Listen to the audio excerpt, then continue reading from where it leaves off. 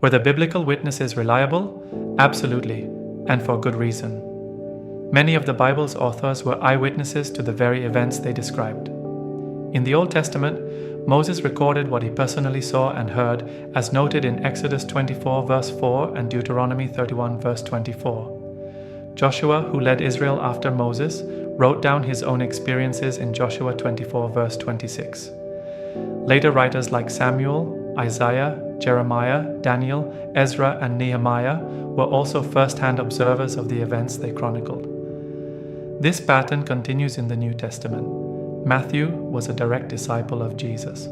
Mark was a close associate of Peter, confirmed in 1 Peter 5 verse 13. Luke, though not an apostle, carefully interviewed eyewitnesses, as he explains in Luke 1 verses 1 through 4. John, like Matthew, walked with Jesus and testifies to what he saw and heard, as in 1 John 1 verses 1 to 2. Altogether, the New Testament was written by 8 or 9 men: Matthew, Mark, Luke, John, Paul, James, Peter, and Jude, all apostles or directly linked to the apostles. They weren't inventing a religion for gain. Most of them died for what they believed. That kind of sacrifice speaks to their sincerity. They were also honest about their doubts and flaws.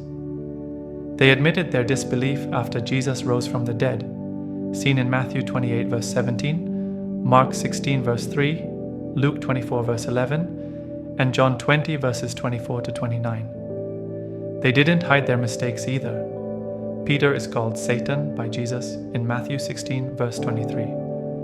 A disciple cuts off a man's ear in Mark 14 verse 47. These aren't details you include if you're trying to create a flawless image of yourself.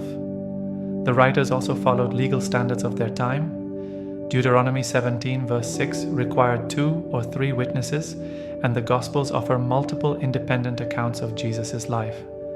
Small differences between the accounts, like Matthew 28 verse 5 mentioning 1 angel, while John 20 verse 12 mentions 2, suggest the writers weren't copying each other, they were reporting what they remembered.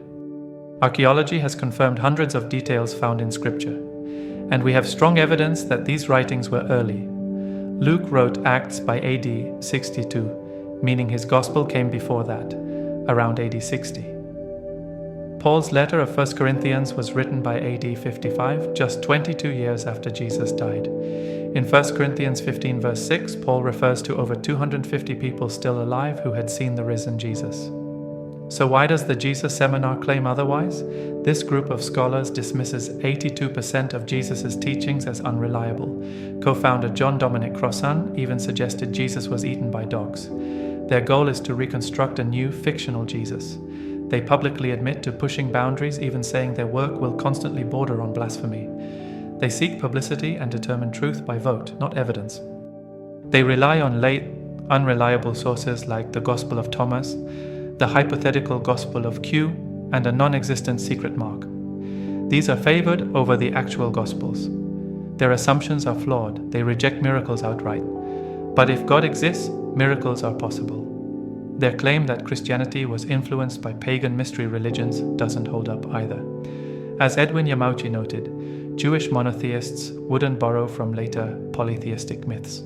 They also date the Gospels too late, AD 70 to 100, despite evidence to the contrary. Early church writings like the Didache, Clement's letters, and the Epistle of Barnabas reference Gospel material. A fragment of John's Gospel from early 2nd century Egypt supports a 1st century origin. Colin Hemer's research places Luke before Acts, before AD 62. Even skeptical scholars date 1 Corinthians to AD 55. That's not enough time for myth to develop, while witnesses were still alive to correct errors. Some, like Bishop John A.T. Robinson, concluded the Gospels were written between AD 40 and 60 within a single generation of Jesus' death. That's just 7 years after the crucifixion. These witnesses were there, they remembered, and they wrote it down. Their testimony still stands.